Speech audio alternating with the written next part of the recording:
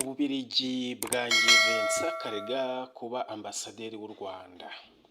Vincent Karega wahoze ari ambasaderi w'u Rwanda muri Repubulika ya Demokarasi ya Congo yangiwe n'Ububiligi kuba ambasaderi w'u Rwanda muri icyo gihugu nkuko byatangajwe na Radio RFI. Ku itariki 24 rero Werurwe, ni ukuvuga z'ukwa gatatu muri uyu mwaka, nibwo Perezida w'u Rwanda Paul Kagame yari yagennye Karega w'imyaka 60 nk'ambasaderi mu Bubiligi.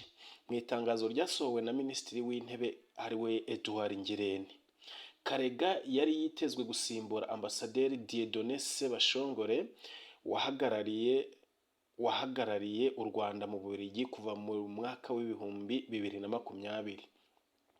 RFI yatangaje ko nta mpamvu Minisitiri y'ububanyi n'amahanga y'Ububiligi yatanze ku kwanga Karega nk'ambasaderi, ariko ko mu buryo leta iteruye ku mugaragaro bivugwa ko ari ku mpamvu bwite z'Ububiligi.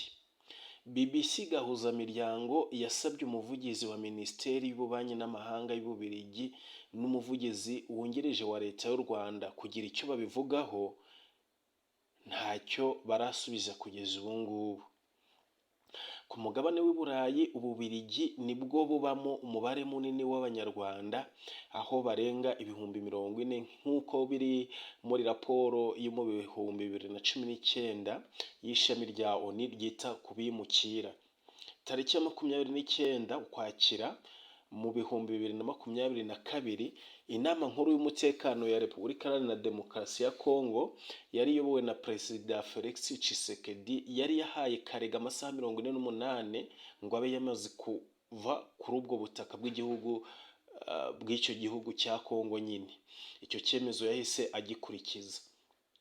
Icyo gihe Repubulika Iharanira Demokarasi ya Congo yashinje u Rwanda gukomeza kwihisha mu mutwe w'iterabwoba wa M23 mu gutera Congo.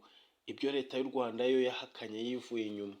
Mbere yo kuba ambasaderi muri Repubulika Iharanira Demokarasi ya Congo, uyu Karega yabaye ambasaderi muri Afurika y'Epfo.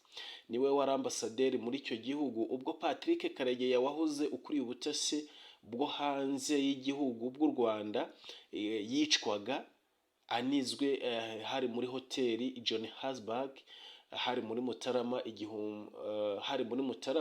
muri 2014.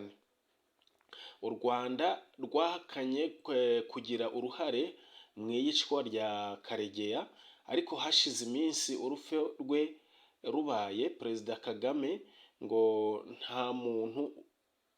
nta muntu uvuze mu izina rye yavugiye mu masengesho yo gusabira igihugu. Yaciye kuri televiziyo y'u Rwanda ko abagambanira igihugu cyabo hari ingaruka zabyo. Karega yirukanwe muri Afurika y'Epfo muri Werurwe muri 2014 hamwe na bamwe mu badiplomate b'u Rwanda bari muri icyo gihugu. Ngo